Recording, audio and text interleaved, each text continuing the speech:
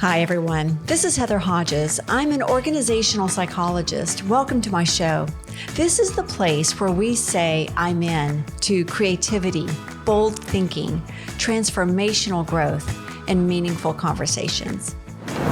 Today's guest is married to her high school sweetheart. She's a mom of four, a registered nurse, a birth doula, a life coach with McLain mindset, a speaker, and the executive vice president of organizational development for Healing Hands Healthcare.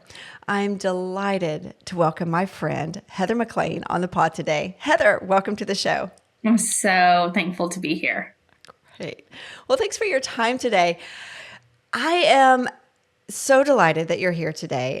We've got the two Heathers on the show. And one of the things I've asked you before, just kind of, have you ever seen the show Heathers? And what did you say? I said no, but my whole life I've heard about that because one of my very best friends, still to this day, Heather and I worked at a grocery store in our hometown. And every time one of us would be sacking or checking together, everybody would ask us, have y'all seen the movie Heathers? And we would always say we were going to watch it, but we never have. We still need to because we talk 24/7. You know, I have asked that question of other Heathers. None of them have watched the movie Heathers. I've never seen it either. So there we go. So we're not watching. We're clearly consistent. Maybe someday. Well, can you tell our listeners a little bit about yourself? So as you said, I have four kiddos and I'm married to my high school sweetheart. He is forever my best friend. He's the five of them are the pure reason why I do what I do. They are my motivation. They're everything I want to be an example for and work for. Aside from God, they are my biggest hype. They are so much fun, and I love being a mom to all of them and all of their ages and being busy with all of their schedules and their sporting events and their friends' things. I have been a registered nurse since 2014. I worked in postpartum and labor and delivery, and then moved to Healing Hands Healthcare and worked as an RN case manager and did a couple different positions and have been the EVP of OD for almost 2 years now. I love helping others and coaching women specifically. So 2 years ago, in April, it was 2 years ago, I decided to start McLain Mindset, which is life coaching for moms, women in general, just because I saw that need of a lack of confidence that we all have, but we all need to stop. And I wanted to help empower. And then I love connecting with my patients, and I miss a little bedside care sometimes. So I decided to get my birth doula certification and have been doing that, and I absolutely love it. And I've done a speaking event that I absolutely love. I just love getting to make somebody feel better and empowered about themselves. Mm-hmm, mm-hmm. Wow. Okay, let's start at the beginning of that's just a beautiful life that you have that you are building for yourself and your family. How old are your kids? My daughter is 16. She'll be 17 in just a couple weeks. Her name is Annie. I have a 14-year-old son, Max, a 9-year-old son, Oliver, and a 7-year-old son, Gus. And they are each very unique. And I mean, everybody asks me all the time, I'm sure you can relate with this. You have to have a favorite. Who's your favorite? And mom doesn't have favorites. Now, we have ones that we get along with a little bit better at the time of the question, but there's just so many things about each one of them that I just love and want to scoop up, and then also just want to strangle and be like, why are you that way? Oh, it's probably a little bit of me. That about sums it up. You want to scoop them up and strangle them. Yep, that's just how it is. Oh, that's so great. So 7 to 7, almost 17. That's a nice, yes. Wow. That's we call A team and B team. The two older two are A team, and then the two younger two are B team. But we do say we're probably better parents to B team than we were to you guys, because we were quite a bit younger when we had them compared to the younger two. But you're the perfect mom to all four of them. Yes, Yeah. I do believe that. Yeah. So I find it so fascinating, and I get to speak with a lot of nurses in my work, and I find it so fascinating that a lot of nurses begin their career in labor and delivery, and then when I've spoken to a lot of home health and hospice nurses, they kind of span the life continuum. And you do as well. Like you started in labor delivery. You're back in, as a birth doula, but then also your work at Healing Hands Healthcare is home health and hospice. What? How do you explain this? Can you help me understand? Has been crazy. So it's funny today, actually, on my memories of Facebook, I had an exceptional mentor, Dr. Spencer. And he passed away of cancer, but he was the light of the women and children's unit. He was so fun and so educational. I mean, could be a little turd too, but truly was just so great. And I had Annie and I thought, oh man, I thought I was supposed to be a teacher. But I really did kind of like this labor experience. And I thought, no, I'm not. I don't think I'm smart enough for that. And fast forward, I had my son and I just thought, I have to be a nurse. I have to move forward. And so it was mid-pregnancy with him where I thought, I'm at least going to be an aide, a certified nurse aide in C. And so I got certified as a nurse aide. And I was like, I actually do kind of like it, but only for women and children. Okay. I made that promise to myself. I cannot do, the elderly community. It pulled at my heartstrings. I'd actually accepted a position at our hospice inpatient center and called back and said, I'm so sorry, but I'm going to have to withdraw because I do not feel I'm emotionally ready. I hadn't been subjected to enough, in my opinion, to have been the anchor that I needed to be.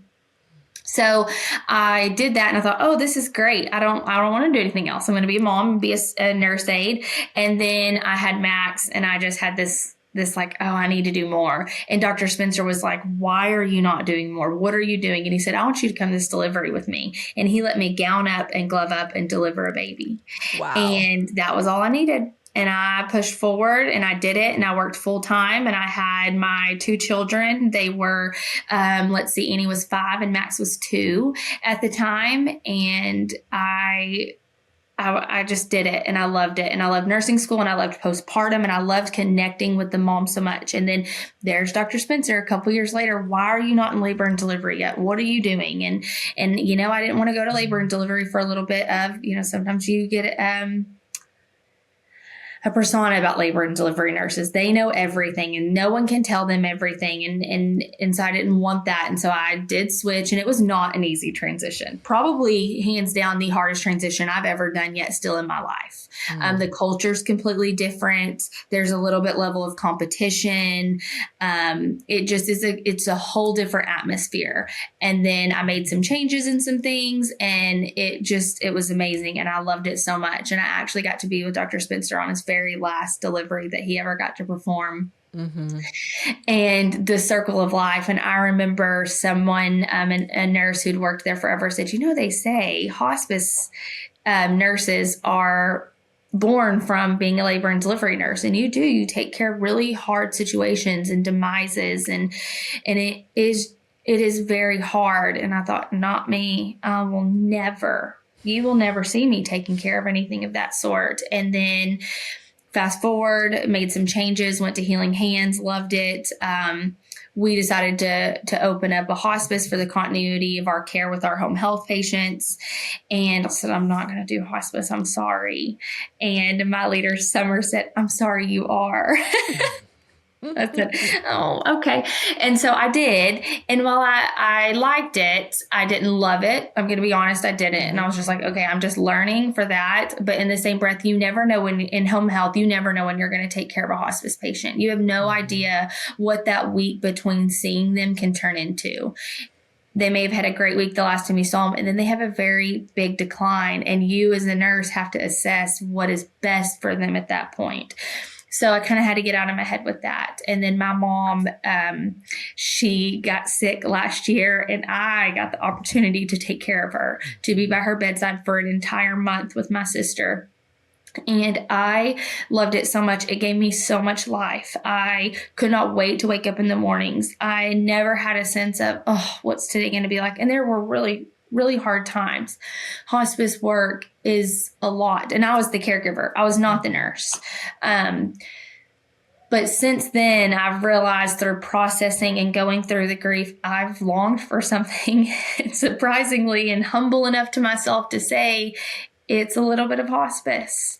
And I love caring for patients. And that's one of the reasons why with birth doulas, I love to be the emotional support through that. And a nurse wears so many hats when they're taking care of a patient, no matter what the process is or the sickness or where, what area of nursing they're in. There's so many hats to be worn. And you, unfortunately, with all the weight of liability and documentation and patient safety and all the things, you don't always get to be the emotional support that you want. And so this is just kind of my way of getting to do that. But hospice is not over for me. Beautiful. That circle of life, the beginning and then, the final days. It's so beautiful. Wow. Yeah. It really is. If anybody ever struggles with religion, to watch a delivery and to watch somebody pass there's just no way we don't have a higher power of God. Mm-hmm. No, those are thin moments. They're sacred and holy, aren't they? Yes. Yeah. Well, tell us a little bit more about what exactly is a birth doula and what do you do in your work as a birth doula? So a birth doula is emotional support. It's educating and it's helping the patient know that there is a voice and advocating for what they want. Mm-hmm. Sometimes there's a stigma on, they have a birth plan. And it's not that. It's everybody knows what they want. You buy a house, you pick what color paint you want. Well, that doesn't make you, you're automatically an interior designer because you're picking your paint. It's knowing what you want and how you want it to look. And so a birth doula helps educate and empower the mom and the spouse or the family member or the friend on how do you want it to look and how can we make it happen, while understanding that this baby has their entire own personality and it's their birthday and they will choose how they enter this world. That is just a fantastic way to say it. Yeah, because babies, they have their own minds. They know what's going on. They're gonna come when they want and do it their way. It's their birthday. So my goal is usually to hear and say, okay, and then educate on how the process looks. Because I feel like, and I think that you'll agree, anything that we want that we think is right, we're going to find the supporting evidence for it.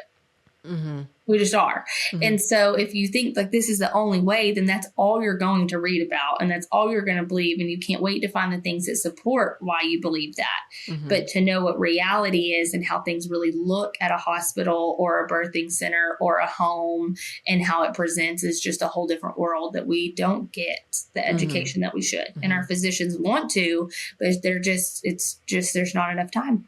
Yeah. So you bring all those different options to the table, helping them understand. Yes. Gosh, that's great. And well, what about prepare for? So knowing what to expect. Knowing we will prepare breathing exercises. We'll go through different massage techniques so that it's not like, well, what are you doing here? We talk through all of that so that it's not sight unseen always. Mm-hmm. How would a mom how would a mom decide to hire you as a birth doula? How does that all happen? So how they would decide to hire me as a birth doula is my website, McLainmindset.com. That is all my packages, and a consultation is free to have because that's where you're going to connect. You may not connect with me and that's okay, but I can give other resources. It may be something that I feel like I may not be able to meet the needs that you're needing or that you're wanting. And so let me give you this. It's where we can go through questions and answer things and kind of set up what the timeline will look like while we work together. And so they can do that. A lot of my local OB offices will have pamphlets to hand out or give word of mouth about. Mm-hmm, mm-hmm. And also on Facebook and Instagram as well, McLain Mindset. Okay, great. And we will list those in the episode notes as well, so everybody can find you. And tell me a little bit more about your life coaching. Is that also that's something different than being a birth doula? It is. So that actually started from, and I won't get into the full story, but there was a story about 2 years ago of a mom named Lindsay Clancy. Is all over the news that she was postpartum and she had tried really hard to get herself help. She actually admitted herself into a facility, ended up being discharged on somewhere between 11 and 13 medications. And she tried to take her own life and her 3 children. And she was successful with taking care of taking her 3 children's lives and not her own. But that just broke me. That's whenever I was like, okay, what can I do? Even if it's one person. Postpartum is such a dark area that's made to be so pretty, and it's not. You're healing and you're changing, and your body is going through so many things while taking care of a whole human life, not to mention all the others who are requesting you. And I felt like, looking back at, so blessed to have had my mom with me, each of my children. Of course, my husband was exceptional too, but woman to woman. And my first one, definitely hands-on, but my second, third, and fourth, she wasn't as hands-on more as with them. And I didn't need her except for me. And she coached me. She made me feel good about what I was doing. You're doing a great job. Here's some water. Let me make you dinner. Like, it was about that. And that's what I think that we lack is, oh, that's her second or third. She's good. She's got it. She doesn't need anything. And that isn't the case. And I wanted to, like, okay, how can I be there for a mom that doesn't always have support, or has support that thinks that they're doing a great job because that's how they've always done it and that's how they were done. And you forget those dark moments sometimes, or you're too shamed to speak about it. So that prompted you to take the plunge. I was done. I said, okay, I'm going to start this.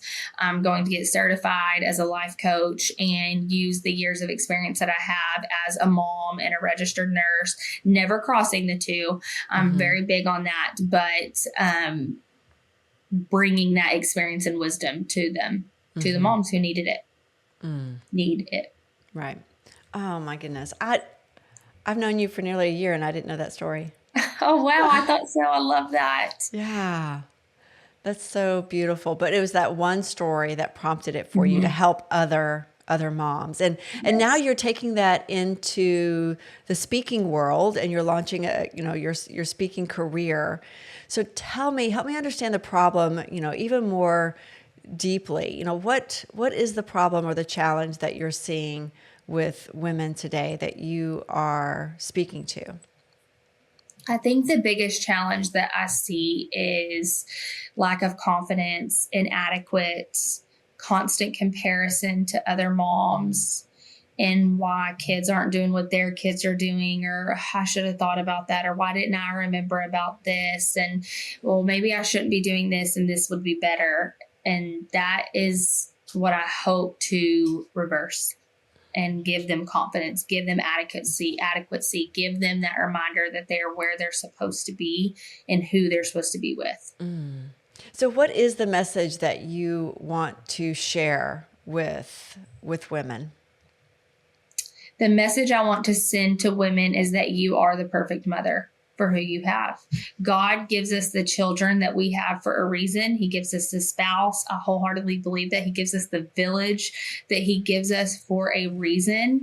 And stop second guessing how you parent because your friend does it differently than you. Or social media says, never send your kid off to school saying this. And you think, I did. Oh no. Now they're going to be in therapy. You know what? I hope they are in therapy. All of us will benefit from therapy. It's not 1964 anymore where that's a bad thing. It is a good thing. It is self-care. So that's great if that's the case, because you've given your child freedom to go speak on behalf of themselves and dig deeper and learn more about who they are and why they are the way that they are with certain situations. But know that you are the perfect mother and God has you exactly where you need to be for a reason. No, that is... The computer is dying. Mine is or yours is? Mine is. Okay. Do you want to... I'm going to run and get my charger. Is that going to mess everything up? No. Go get your charger. I'll go this way.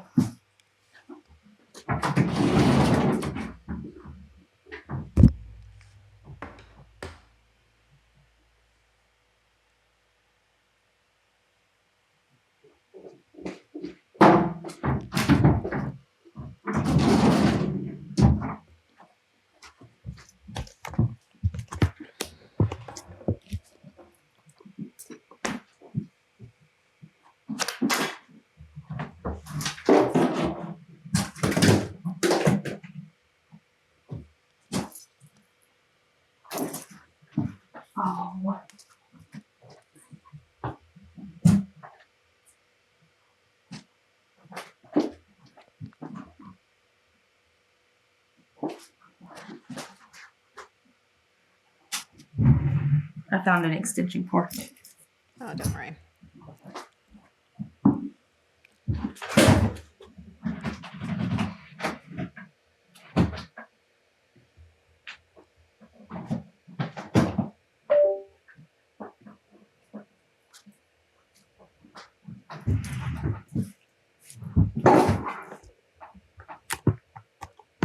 I'm so glad that didn't die. Yeah. Okay. All right.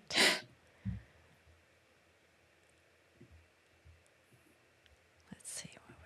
What was it? Caleb, do you remember the last question I just asked her? What did I just ask you, Heather? It was...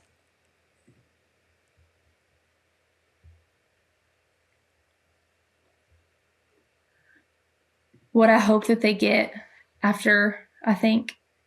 Yes. Yeah. What I hope to share. Yeah. So let's start there. All right, Caleb, are we good? He's probably editing something else while we're... I think he has one ear on us and one ear on whatever he's doing. All right. I'm going to go ahead and clap and give Caleb the mark right here. So hold your ears. That was terrible. It's better. All right. I'm curious, what message do you want moms to hear? The message I hope they hear after hearing me is that they are perfect. They are perfect for the children that they have. And that is what God gave us. We are blessed with the kids that we have for a reason. Our personalities in our children, we are meant to parent. You and your spouse, maybe you and your mom are doing it together. Maybe you and your dad, or you have a great friend who's helping you raise your children. That is what is meant to be. God gave us our village and all of our people for a reason, and that we have to stop comparing to what we see in everybody.